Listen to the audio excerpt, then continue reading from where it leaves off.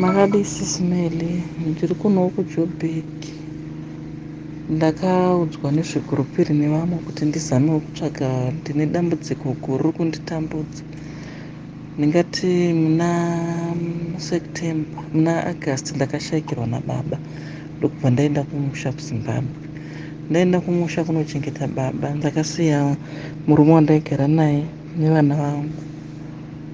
Saka ndiriko kumusha kuya ndakamboti garei nokuti mai vangu varwara, ndikambonewa ndimbosara muchiona mai sezvo vachine pfungwa dzababa, ndokubva ndambogara. Ndisiri kuziva kuti kunoku murume wandaigara naye akasara achitora dzimari dzevanhu achiti ndoda kuti mudzimai wangu akaenda kumusha kuda kuchengetwa baba, ada kuvigwa, kurudiwa dzimari. Izvi murume uyu aitotora dzimari idzi achinobhadhara magirlfriends nokuvatengera zvikafu, dziri mari dzezvimbatso. Saka ndakandozofonerwawo nevavakidzani vakati vanhu vakatorerwa mari nemurume wenyu vakuda kutora mwana, chimwana changu chikomana che12 years. Ndopandikatokwira kubva kumusha kusvika kuno, ndikasvikawana imba yakilinwa, vatakura zvinhu zvese zvanga zvichena ndakatenga. Baba vakatotiza vakaenda kuZimbabwe. Saka dambudziko riripo nderekuti izvozvi vanhu ava vari kuti murume wenyu akatora mari nezita renyu ende akabva atiza.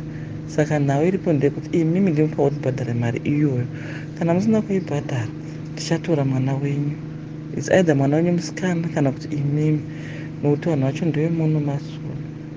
Izvezvi handibudi, handiendi kana kupi. Vanenge vakatondimonita vakati kusvika mari iyoyo yabhadharwa, vakandipa due date yekuti kusvika musi wa20 mari yevhongi yabhadharwa. Kana pasina izvozvo mwana kana imimi, zvino ndatambura, ndapera kudai. Ndine 47 years, ndine BP, ndine arthritis, ndapera kuonda chaiko nokufunga zvavachaita nezvavanoita. Zuva nezuva vari kusvika pamba vachitosiya vaita zvavanoita vachienda vachititamirira zuva remusi wa20.